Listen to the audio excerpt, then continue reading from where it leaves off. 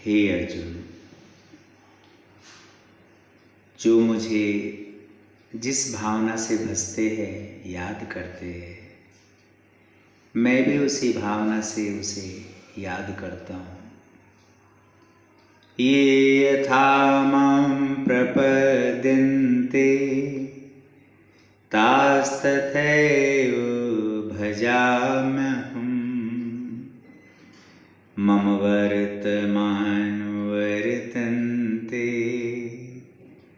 मनुष्या पार्थ सर्वशः।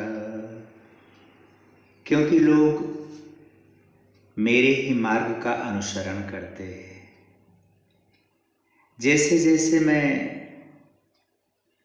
कर्म करता हूँ, ऐसे लोग प्रेरणा लेते हैं। इसलिए मैं अकर्ता होकर के भी जो कर्तव्य कर्म है संसार में, छोड़ता नहीं हूँ। निरासक्त होकर के कर्म करता हूँ, नहीं तो सब मेरी नकल करके कर्महीन होकर के सब बैठ जाएं। इसलिए मेरे लिए कोई कर्तव्य कर्म शेष नहीं है। मैं चाहूं तो कुछ न करूं, फिर भी सारी सृष्टि को चलाने का भाव रहता है। अकर्ता पने के भाव में रहूं, कर्म करके भी मैं न्यारा निर्लेप रहता हूं, और कर्म न करके भी ऐसे समझता हूं कि मेरी सत्ता से सारा काम हो रहा है। पर ये सूक्ष्म चीजें सामान्य लोग नहीं जान पाते। इसलिए उनको प्रेरणा देने के लिए मैं कर्तव्य कर्म करता रहता हूं। संसार वालों की तरह व्यवहार करता हूं, लेकिन संसार वालों की तरह नहीं रहता हूं। जो मेरा भक्त है, मेरे तरफ ध्यान देते हैं, मेरा अनुसरण करते हैं, वही जान पाते हैं। उसको मर्म कहते हैं। केवट ने जैसे कहा कि मैं आपका मर्म जानता हूं। मांगी ना न केवट आना, कहे तुम्हार मर्म में जाना। एक कर्म होता है शरीर से, एक मर्म होता है भावना से। तो जैसे नदी में नाव चलती है, पर नदी का पानी नाव में न जाने पाए, ये सावधानी रहे, नहीं तो नाव डूब जाती है। जो ज्ञानी लोग होते हैं, अवतारी होते हैं, महापुरुष लोग होते हैं, सतगुरु लोग होते हैं, ये संसार में रहते हैं, संसार की भावना में नहीं रहते। भावना तो इनकी भगवान की रहती है। ऐसे हम लोगों को भी रहना चाहिए। Live in the world but not of the world. संसार में रहें, नदी में नाव रहे, लेकिन नदी का पानी नाव में न जाने पाए। संसार में, परिवार में हम रहें, लेकिन हमारे मन में संसार की भावना ना आने पाए, नहीं तो मन में चिंता हो जाती है, फिक्र हो जाती है, हमारा मन उलझ जाता है। डिटैच होकर के हमारा माइंड रहे। अवतार लोग जैसे आते हैं, लीला उनको कहते हैं, लीला करते हैं, कृष्ण लीला, राम लीला। अंदर में कुछ और भाव रहता है, और बाहर से जिसकी जो आवश्यकता होती है वो काम करते हैं।